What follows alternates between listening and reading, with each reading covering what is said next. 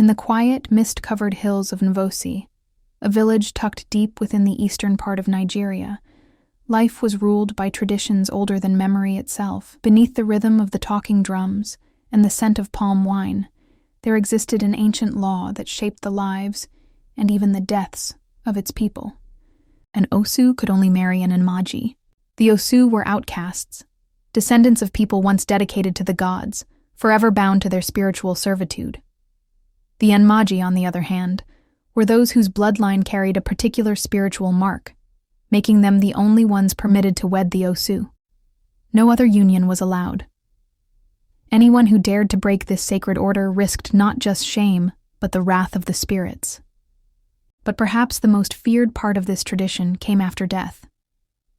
When an Osu or an Nmaji died, their burial was unlike any other in Nvosi. A large clay pot was placed carefully on their head inside the grave, so that the head would not touch the soil. The elders whispered that if the head ever touched the earth, calamity would sweep through the village: famine, strange deaths, or war. After 1 full year, when it was believed the skull had separated from the body and dropped into the pot, the grave was opened. The skull was then carried in solemn procession to the evil forest, a dark, forbidden place where only the most cursed and dangerous relics of the land were abandoned. For generations, no one dared question this practice, until the story of Obioma and Okeke.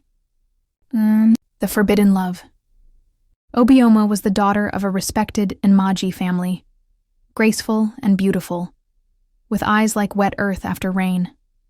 Her laughter could stop a quarrel, and her kindness made her beloved by all. Okeke, on the other hand, was an Osu, quiet, thoughtful, and skilled at woodcarving. His hands could coax beauty out of the plainest log, yet he lived under the shadow of the Osu stigma. They met by chance one Harmattan morning at the river. Obioma was struggling to lift a calabash of water onto her head, and Okeke, passing by with a bundle of carved spoons, stopped to help. That single act began a quiet friendship. Over months, friendship turned to affection, an affection to a love they both knew was sanctioned by tradition. They were, after all, allowed to marry. She an Nmaji, he an Osu. Their union was celebrated simply but joyfully. Life was peaceful for a time, and they had a daughter, Chika, whose laughter carried through the palm groves. The omen. One night, under the ghostly light of a full moon, Okeke had a dream. In it, he stood at the edge of the evil forest, hearing a voice whisper, "If the pot should fall, Nvosi will bleed." He woke in a sweat, but he kept the dream to himself. In Nvosi, dreams were warnings from the ancestors, and to speak of them was to tempt their fulfillment. Years later, Okeke fell ill. It began as a cough, then a fever, and within weeks, the man who could split logs with one blow could barely lift his own head. The village medicine man tried herbs and incantations, but the sickness clung to him like a shadow. On the 7th day, Okeke died. The burial. According to custom, his body was washed, anointed, and lowered into the grave. The clay pot was placed carefully on his head before the soil covered him. Women wailed, the men stood in solemn silence, and Chika clung to her mother's wrapper. But unknown to everyone, trouble was brewing. A young gravedigger, Uche, had been careless. The pot he placed on Okeke's head had a hairline crack, invisible in the dim evening light. The elders, satisfied with the burial rites, left the graveyard unaware that the crack was slowly widening. The calamity.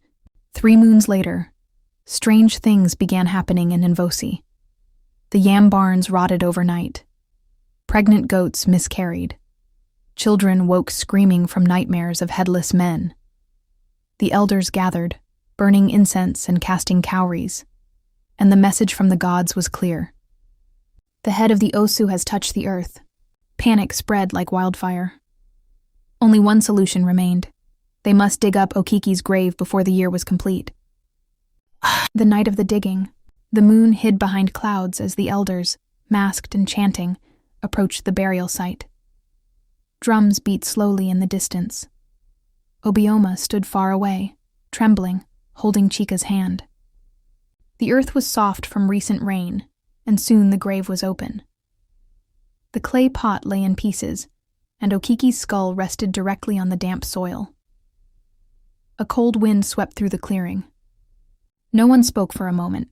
Then the chief priest gave the command, "Take it to the evil forest." The skull was placed in a black goatskin bag, carried by the priest, and the group marched into the evil forest.